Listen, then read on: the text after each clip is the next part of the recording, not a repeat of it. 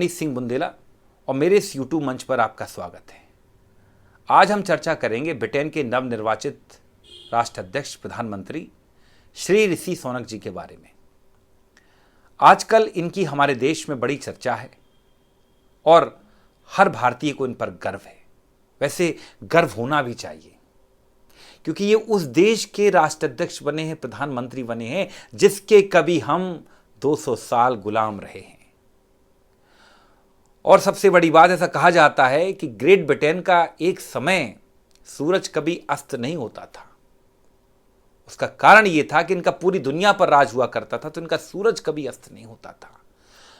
और उस देश का प्रधानमंत्री अगर कोई भारतीय बनता है तो साहब गर्व की बात तो होती है, मुझे भी गर्व है। लेकिन हाँ, ये एक अलग चर्चा का विषय है कि ऋषि सोनक कितने भारतीय हैं, क्योंकि कई लोग इसमें किंतु परंतु भी लगाते हैं, लेकिन मैं ऐसा मानता हूं कि ऋषि सोनक भारतीय हैं। वैसे इनके दादा आजादी के पहले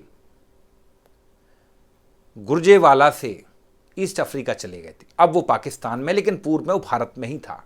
फिर उनके पिता कभी ब्रिटेन पलायन कर गए और फिर साउथहैम्पटन में ऋषि सोनक का जन्म होता है। उनकी उम्र लगभग 42 साल है। अब इनका एक खास रिश्ता और है भारत से, वो मैं आपको बताना चाहता हूं। इनकी शादी जो हुई है इन्फोसिस कंपनी के मालिक, उसके प्रमुख नारायण मूर्ति जी की सुपुत्री अक्षता मूर्ति जी से हुई है। तो ये एक और रिश्ता है जो ऋषि सोनक को भारत से जोड़ता है। और निश्चित तौर पर यह हर भारतीय के लिए गर्व की बात है और एक उम्मीद भी है कि ब्रिटेन से भारत के एक नए तरह के एक व्यवसायिक रिश्ते, अंतर्राष्ट्रीय रिश्ते डेवलप होंगे और जिससे भारत को, देश को काफी फायदा होगा। और मैं एक और बात बताना चाहता हूं कि ब्रिटेन के अलावा 6 अन्य देश भी हैं जिनके राष्ट्राध्यक्ष भारतीय हैं, और यह भी एक गर्व का विषय है। सबसे पहले मैं बताना चाहूंगा सिंगापुर जैसा देश, हाईटेक देश, उसकी राष्ट्राध्यक्ष एक हिंदुस्तानी महिला है, हालिमा याकूब उनका नाम है। अगर हम पुर्तगाल की बात करें तो पुर्तगाल के भी राष्ट्राध्यक्ष एंटोनियो कोस्टा हैं। इसके बाद हम बात करें मॉरिशस की, तो मॉरिशस के राष्ट्राध्यक्ष भी भारतीय हैं, पी जगन्नाथ उनका नाम है। एक और देश है सूरीनाम के भी राष्ट्राध्यक्ष चंद्रिका प्रसाद जी हैं। इसके अलावा गुयाना भी एक अफ्रीकन कंट्री है, उसके राष्ट्राध्यक्ष इरफान अली हैं। इसके अलावा सेशल्स जो एक बेहद खूबसूरत देश है, उसके भी राष्ट्राध्यक्ष राम कलावन जी हैं। तो इस तरह वर्तमान में भारत के 7 लोग हैं जो अन्य देशों के राष्ट्र प्रमुख हैं या राष्ट्राध्यक्ष हैं, प्रधानमंत्री कहें या उनको राष्ट्रपति कहें। निश्चित तौर पर यह गर्व का विषय है और इससे साबित और होता है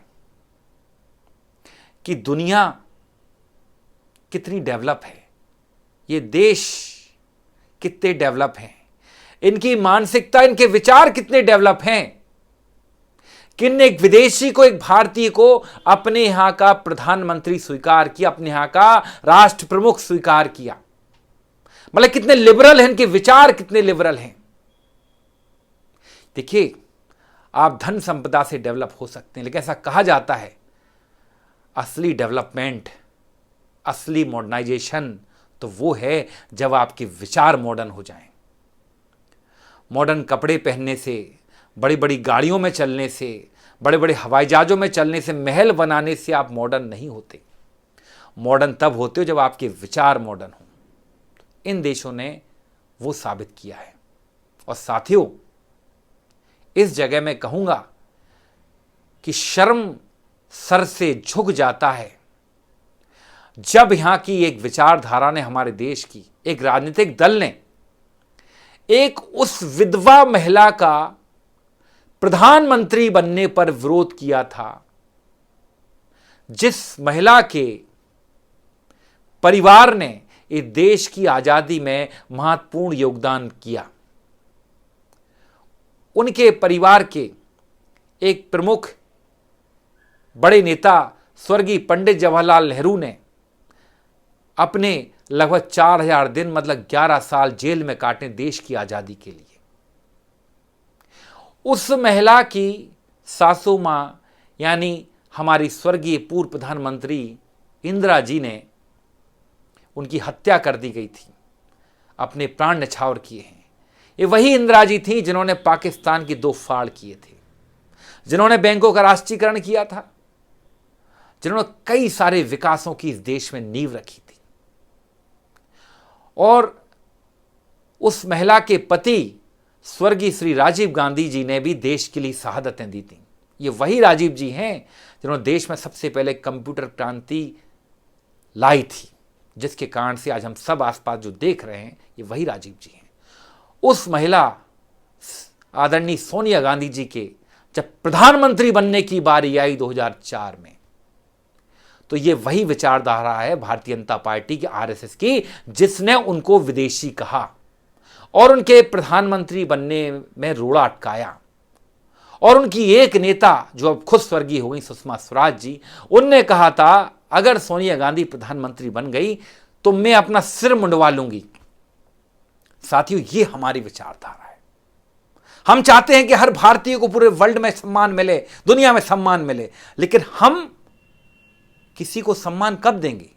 हमने सोनिया जी पर इटली के होने का आरोप लगाया। ठीक है साहब, उनकी जन्मस्थली इटली है, लेकिन यह भी देखिए कि उस शादी होने के बाद, उनके बच्चे होने के बाद, उनने एक हिंदू रीति रिवाज से शादी की और यहां के हर धर्म को निभाया, इस देश की हर परंपरा का निर्वहन किया। उसके बावजूद उन पर आरोप लगा था कि वो विदेशी हैं। और उस समय सोनिया गांधी जी ने खुद महानता दिखाई। उन्होंने खुद कहा कि मैं प्रधानमंत्री बनना नहीं चाहती, और प्रधानमंत्री बनने का सोनिया जी का कभी उद्देश्य भी नहीं रहा। सोनिया जी तो कभी राजनीति में आना भी नहीं चाहती थी। जब उनके पति स्वर्गीय राजीव गांधी जी की हत्या हुई, उसके लगभग 8 साल बाद, 8 साल से ज्यादा हो चुके थे, उनको लगा कि हां अब कांग्रेस पार्टी को उनकी आवश्यकता है। तब उन्होंने 1997 में पहली बार कांग्रेस की सदस्यता ली। 1998 में वो राष्ट्रीय अध्यक्ष बनी। उसके बाद 2000 में कांग्रेस का चुनाव लड़ा और राष्ट्रीय अध्यक्ष चुनी गई। और उसके बाद 2004 में इतिहास गवाह है कि सोनिया जी के नेतृत्व में कांग्रेस पार्टी ने यूपीए 1 2004 और यूपीए 2 2009 में कांग्रेस की सरकारें बनाई, और दूसरी बार कांग्रेस डबल ताकत से आई। इससे साबित होता है कि सोनिया जी की कभी इच्छा नहीं रही प्रधानमंत्री बनने की, लेकिन शर्म उन लोगों को आनी चाहिए जिन लोगों ने उन पर विदेशी होने का तमगा मला। मतलब वो महिला जिसने देश में आकर अपनी सासू मां के सीने में 36 गोलियां देखी, वो महिला जिसने अपने पति के मांस के लुथड़े देखे, वो महिला जिसको खुद और उसके परिवार को निरंतर आतंकवादियों से मारने की धमकी मिली, वो महिला कि जिसका परिवार राजीव जी, इंदिरा जी के बाद भी आतंकवादियों की हिट लिस्ट में रहा, फिर भी वो राजनीति में आई सिर्फ इसलिए क्योंकि वो अपनी पार्टी के माध्यम से देश की सेवा करना चाहती थी, देश का विकास करना चाहती थी। लेकिन शर्म इन लोगों को आनी चाहिए जिन्होंने सोनिया जी को विदेशी कहा। और यही कारण है कि आज आप देखें भारत का मान सम्मान निरंतर अंतर्राष्ट्रीय स्तर पर घटा है। मोदी जी कुछ भी कह दें, कि बीजेपी के लोग कुछ भी कह दें कि डंका बज रहा है मोदी जी का, कहां बज रहा है डंका? नेपाल जैसा देश भी आज आपको आंख दिखाता है, बांग्लादेश भी आपसे अलग चलता है, श्रीलंका भी आपसे अलग चलता है, चाइना पाकिस्तान तो आपसे थे ही अलग। रशिया जैसी कंट्री जो कि हमेशा भारत का अच्छा मित्र रहा है, अमेरिका के नजदीक जाने के चक्कर में आपने उससे भी अपनी दोस्ती काफी हल्की कर ली है। आप कहते हैं आपका डंका बज रहा है। यही कारण है कि भारतीयों का दिन पर दिन सम्मान विश्व स्तर पर मोदी सरकार ने, उनके कार्यों ने घटाया है। आज आप देखें, ट्रंप के समय में आपको क्या आवश्यकता थी कि आप ट्रंप का जाकर प्रचार करेंगे? तो विश्व में शायद पहली बार हुआ कि किसी अन्य देश के प्रधानमंत्री ने जाकर वहां किसी राजनीतिक पार्टी का प्रचार किया। इन सब चीजों से, इन सब कृत्य से देश का सम्मान घटा है मोदी जी। मैं तो बधाई देता हूं ऋषि सुनक जी को, और आभार प्रकट करता हूं ब्रिटेन की जनता का, उन अन्य 6 देशों की जनता का, कि जिन्होंने भारत के जन्मे व्यक्ति पर, या यूं कहें किसी भारतीय पर आपने विश्वास जताकर उसको अपने यहां का राष्ट्र प्रमुख चुना। और मैं ईश्वर से विनती करता हूं कि हमारे यहां की उन अलगाववादी ताकतों को, उन लोगों को भगवान सद्बुद्धि दे कि जो किसी महिला पर इतने सालों बाद भी विदेशी होने का तमगा लगाते हैं। बस साथियों, आज की चर्चा बस यही थी। निवेदन है कि मेरे चैनल को सब्सक्राइब करें, लाइक करें, कमेंट करें और शेयर करें। अगली बार फिर मिलेंगे किसी अन्य विषय पर।